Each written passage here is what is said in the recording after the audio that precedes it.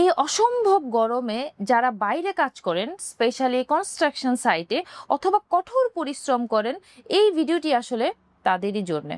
আমরা কিন্তু যারা অনেক বেশি কঠোর পরিশ্রম করি, তাদের বডি থেকে কিন্তু অনেক বেশি শক্তি ক্ষয় হয়ে যায় এবং পুষ্টিও কিন্তু ক্ষয় হয়।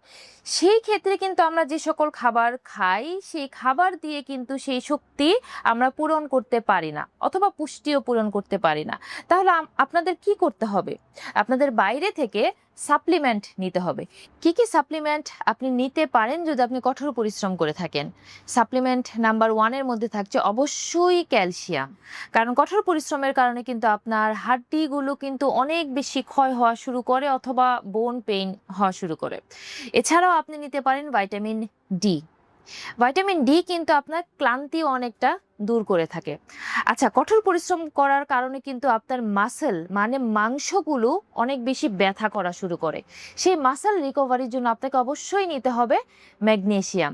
তবে আরেকটি কথা বলছি, আপনি এই সকল সাপ্লিমেন্টগুলো নেওয়ার আগে আপনার ডক্টর অথবা ফার্মাসিস্টের সাথে পরামর্শ করে নেবেন। আর কিভাবে খেতে হবে অবশ্যই আপনার ফার্মাসিস্টের কাছ থেকে জেনে নেবেন।